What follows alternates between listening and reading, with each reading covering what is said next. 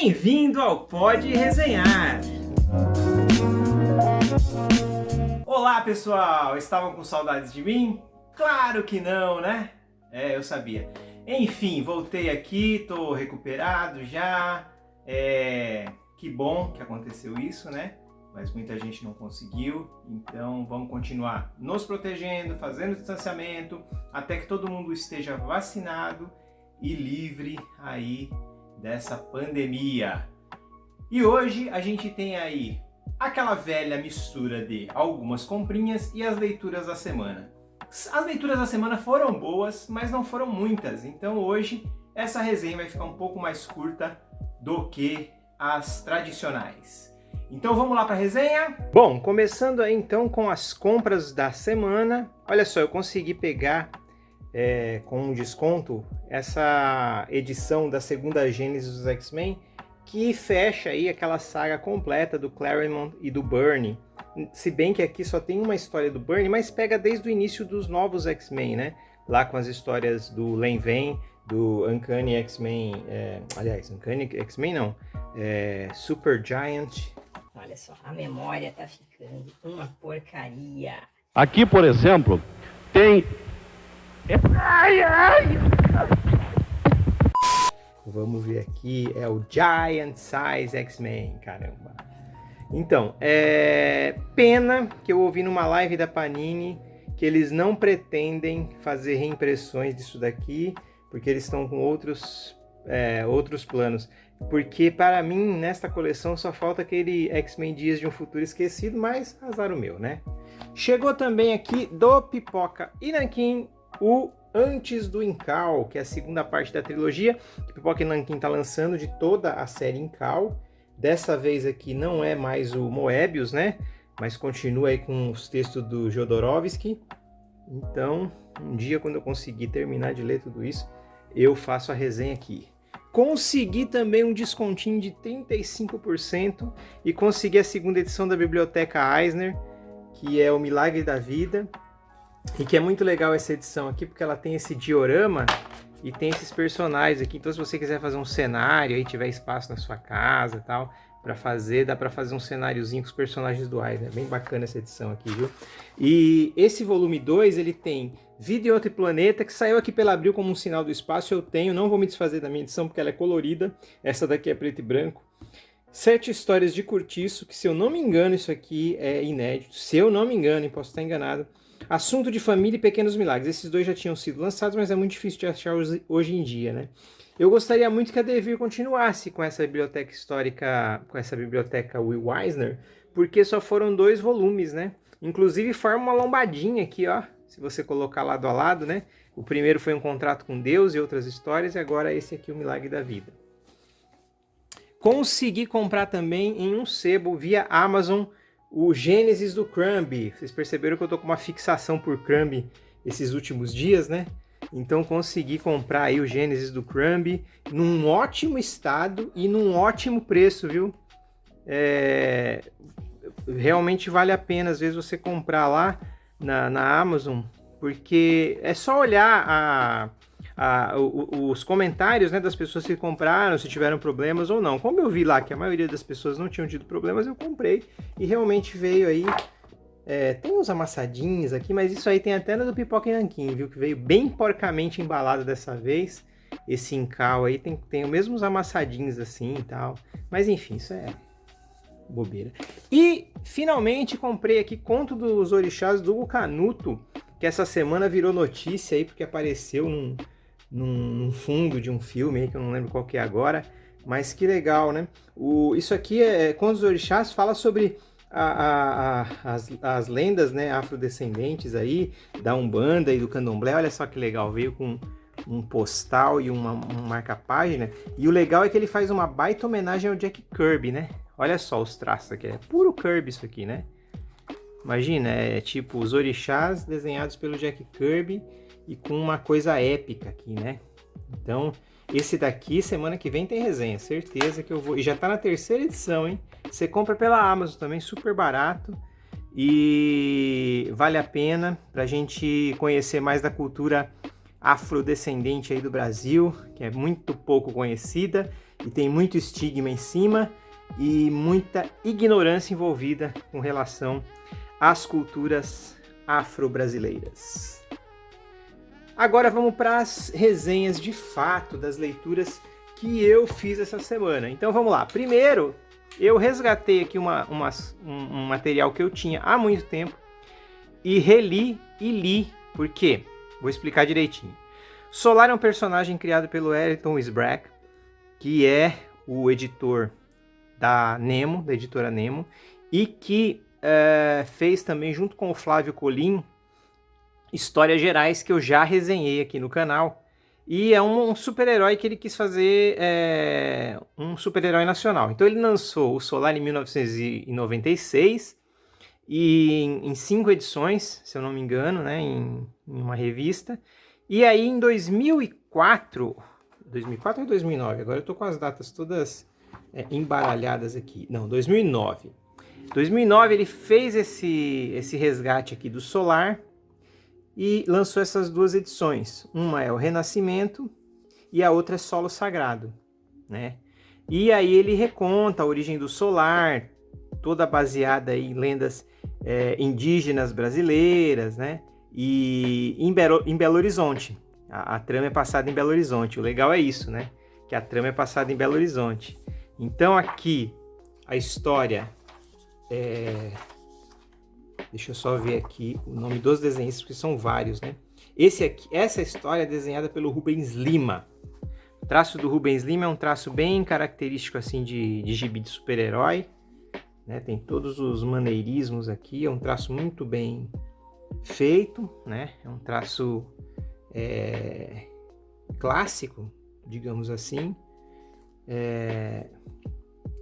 e tem todas aquelas poses heróicas, né? De voo. Então aqui, e é legal porque a gente vê aqui ele falando de Belo Horizonte, né? Então são ambientes que a gente, mesmo que a gente não conheça, mas tem aquelas coisas nacionais, né? As imagens nacionais que a gente está acostumado, né? E aí ele traça toda a mitologia aqui do Solar nessa edição e ela termina com um gancho aqui, né? E aí tem a continuação em Solo Sagrado. Só que essa Solo Sagrado aqui, ela é meio que uma colagem de algumas coisas. Veja bem, tem aqui a história, a continuação. Mas aí tem uma... Não é que não é legal, é que fica meio assim, parecendo uma coisa meio encaixada, né? Tem a lenda aqui do como o urubu perdeu a penagem na cabeça. É muito bacana isso aqui, porque parece aquelas xilogravuras, né? E remete muito a artesanato indígena, né? Então ficou muito bacana. Aí a história volta aqui. Depois tem uma outra lenda aqui egípcia do deus Horus. Aí tem aqui Sete, Horus, todos aqueles deuses egípcios, num traço diferente também. Volta para a história de novo. Aí tem uma outra lenda do Jacuí aqui, né? E, aliás, Jurupari. Eu li Jacuí porque ele falou Jacuí ali, cara. Eu pensei uma coisa e falei outra. O Jurupari, né? Uma lenda amazônica. E volta a história. Aí depois tem uma outra lenda aqui, né? Que amarra aí alguns conceitos da história.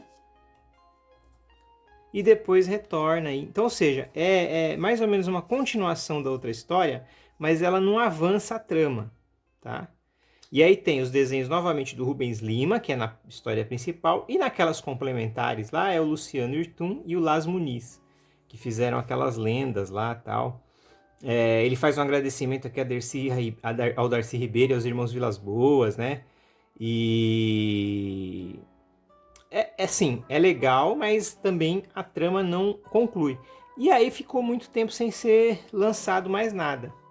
Quando foi a minha surpresa? Quando eu vi essa história aqui, a história de origem. Que é, na verdade, essa história aqui, Renascimento, recontada. Só que aí numa encadernação, tipo numa brochurinha, né? Que esse aqui, o outro era grampeado. Numa brochurinha com um papel muito mais legal, um couchê e colorido. E ele fez algumas adaptações aqui na narrativa, é a mesma história praticamente, mas com algumas adaptações na narrativa, né, umas atualizações. Tem o incêndio lá em que ele aparece, salva as pessoas da mesma forma. Essa história aqui é muito parecida com a primeira. Ele introduz, a única diferença é que ele introduz um amigo nerd do Solar. Me lembrou muito isso aqui, a história do primeiro Homem-Aranha da Marvel lá, muito parecida, viu? E ele fez antes, né? Aliás, ele retomou isso aqui em 2014, né? Em 2014 ele retomou essa história do Solar. Então é a mesma história, só que aí ele introduz um vilão na história. A diferença é essa. Ele introduz um vilão na história. Então é uma história, praticamente a mesma história, alguns textos inclusive são parecidos, e ela acaba da mesma forma que acabou aquela primeira Renascimento. Então isso aqui na verdade é um remake, né, com mais recursos. É como se você fizesse um filme primeiro independente e depois fizesse em Hollywood. E aí depois ele lançou também em 2015, aliás, em 2015, não também, mas em 2015, Solar, o Caminho do Herói, que também é uma ediçãozinha. Essa já não tem a lombadinha, mas é grampeada, mas é colorida, papel couché, tudo bonitinho. E aí sim, aqui tem a lenda lá do urubu igualzinho, só que ele colocou tudo numa página só, tá vendo? E ele avança na história, porque a história termina, a outra mais ou menos aqui, logo no comecinho aqui, e aí ele avança a história, né? Ele dá uma misturada aqui com alguns fatos da primeira edição, que mais ou menos acaba ali, mas aqui ele inverte um pouco, né, a narrativa. Só que aí, essa parte, a partir desta página aqui, ela já é inédita. Então aqui avança a história. E aí tem o confronto com o vilão. Só que o que acontece? No confronto com o vilão, ela termina no ápice da história ali. Então fica com aquele gostinho de quero mais, e fica com esse gostinho de quero mais até hoje. Seria interessante se o Sbrack continuasse aí com o Solar, né? Talvez fazer um catarse, alguma coisa assim, porque é um herói muito bem feito.